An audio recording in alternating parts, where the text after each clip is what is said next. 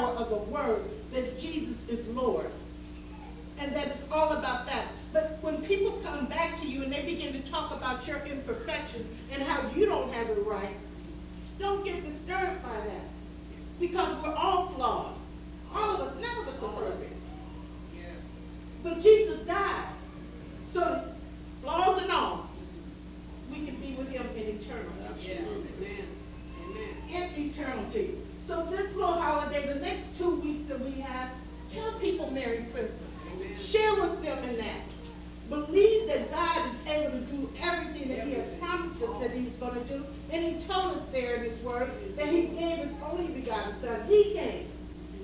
He told us that when John was there and he was baptized and he baptized him, he said, this is the one that can baptize you with fire. This is the one. Because the Holy Ghost is on him now. At that time, John didn't know exactly what that meant, but John's relationship was with God. And he was obedient to God because God's the one who solidified that Jesus was his son. He said, in whom I am well pleased. So whatever you encounter at this time of year, take your focus off the gift. You do have the greatest gift. You have the greatest gift of all, Jesus Christ. Now, what better gift can you give back to him than yourself? What better gift can you give him for his birthday? But to remain faithful, to believe on God, to believe that he's able to do exceedingly and abundantly and above all these other things. So when you don't get those little gifts you think you're supposed to get for Christmas, matter of fact, tear up your list.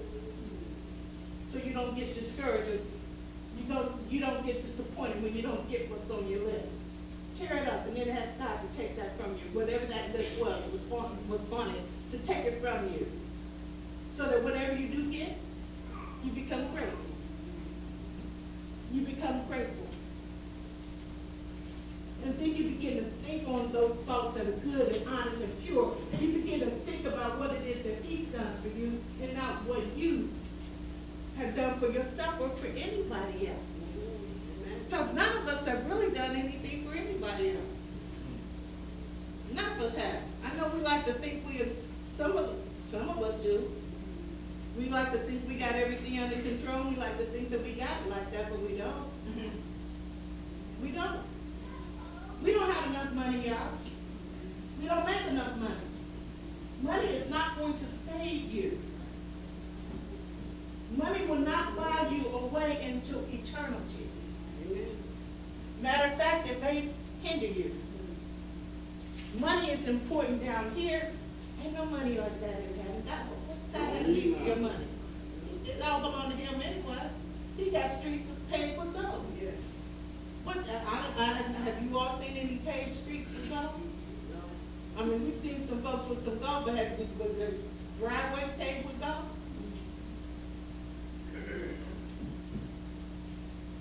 Take this opportunity, this time of the year, to celebrate.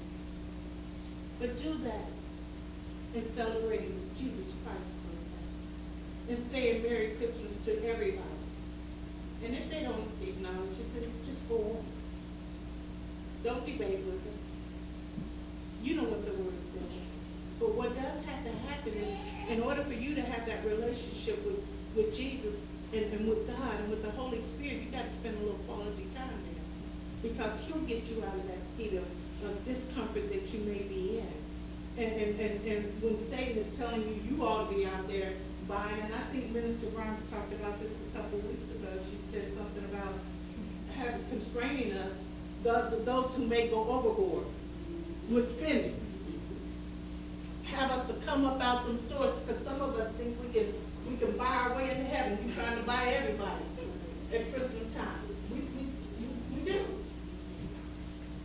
But that's part of the flaws and all. But he knows that. He knows that. Jesus came. He's our deliverer. Through Jesus we have salvation. He's our Redeemer. Through the blood, the shedding of his blood, we have a right to the tree of life. We have a right to be returned unto the Father. That's who we belong to. That's who we belong to. It's not about us.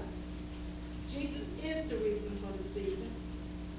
When you sing, when you fellowship with your family, whatever it is that you do, keep that at the front of your mind, that it's all about Him. When you leave here today, if you were one of those who were caught up in the gift giving or the woe is me, I don't have anything, I can't give anything, what's the greatest gift you can give to what? What, please? Love. Do you have love? If you have love, can you give love to somebody? Because honestly, I believe that what happens with people is the absence of love in their life. And that's what causes them to either think, one, they can buy it, or two, that they have to buy it, or three, that they don't have it because they can't buy it.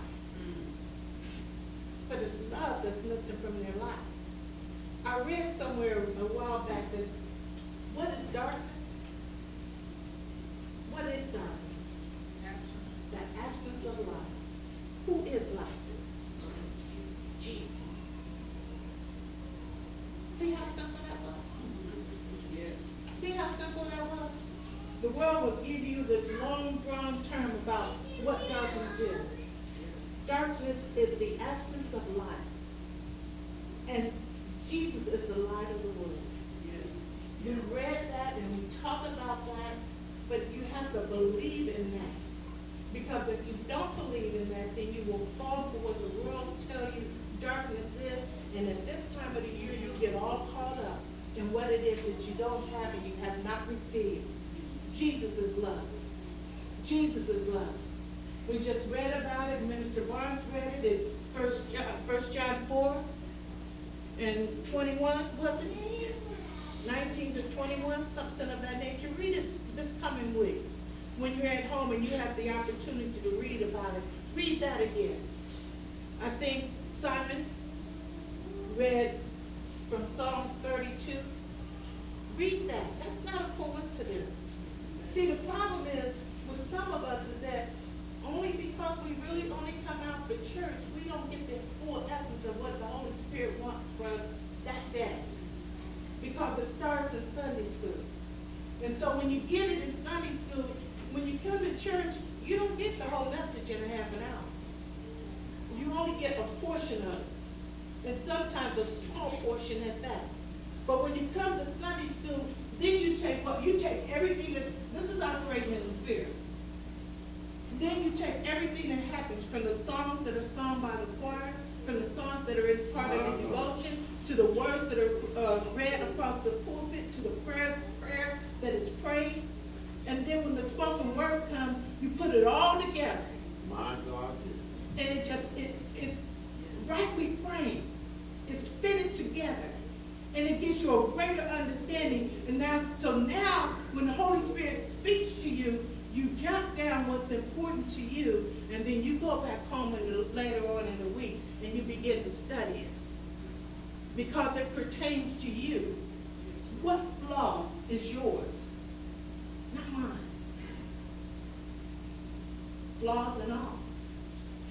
Jesus Christ came so that we may have life. And we have that through the Holy Spirit. We have that. That's a choice, though. So at this time of the year, don't kick them out. Don't kick them out. And if you've been there since Thanksgiving and you're going through, parents, it's hard times for everybody. It's not just hard times for those who just lost their child. Everybody is having a hard time. But don't look to the president to solve this problem. Go on, daughter. Don't look for that. Because if you get caught up in what you think the president or a political party can do, you will become overwhelmed long before the change comes. The change is in God's hands. It ain't in man's hands. I don't care what they say. Because guess what? They're flawed too. And they forget that.